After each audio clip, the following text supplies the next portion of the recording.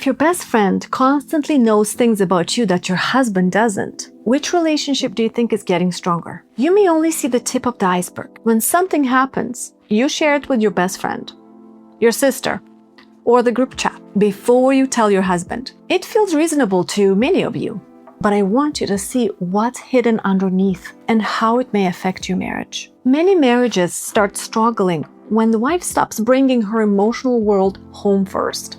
And almost nobody notices the damage while it's happening. I'm Irina, I'm a psychologist and marriage mentor. I help wives see the patterns that hurt their marriage so they can change how they show up and help stop the cycle. Your best friend knows things about you that your husband doesn't. She knows what made you laugh today, what made you cry, what annoyed you, what you're thinking about right now. Your husband gets the short version later, when he used to be the first one you talked to about these things before. Now let's see what's below the surface. A lot of wives say, my friend gets me better than he does.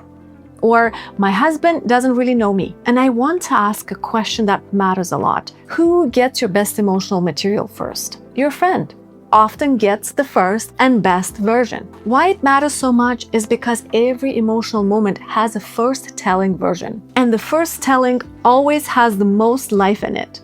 The strongest emotion, the funniest detail, the real reaction, the confusion, the excitement, hurt, tears, the energy. She gets the story while it's still alive. By the time your husband hears it, it's often the fourth telling. Shorter, flatter, less alive. You wanted his response to feel like your best friend's response, but your best friend got the original.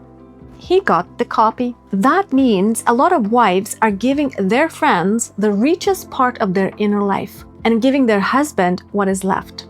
Research found that both men and women often share more with their friends than with their romantic partner. It also found that women say they share more information and get better advice from their friend than their husband. At first, that sounds harmless, even healthy, until you really look at what's happening underneath it. Now picture a normal day. Something stressful happened, or something funny happened, or something made you emotional in the car. And before your husband even exists inside this moment, you're already texting your friend. What's that feeling? You're excited for your friend to hear, or you need some encouragement or validation from her. These are all the things you need from your husband. But for various reasons, your relationship with him is not there. So you choose your friend instead. Now I need you to know that if you're not cultivating a way to fulfill those needs in your marriage, you're stuck. Your relationship is not evolving, it's actually decaying. The relationship with your girlfriend or sister is getting stronger, and your marriage is getting weaker at the same time. On the surface, you may say, my friend just understands me better, or my husband is not emotionally supportive, or I can talk to my friends for hours, but conversations with him feel awkward, feel flat. That sounds like a husband problem, like he's emotionally unavailable, bad at communication, disconnected. But that's only the surface level. Beneath it, we've got a more serious issue going on. The emotional center of the marriage quietly moved somewhere else. And this may be the result of many things. Maybe you felt dismissed too many times.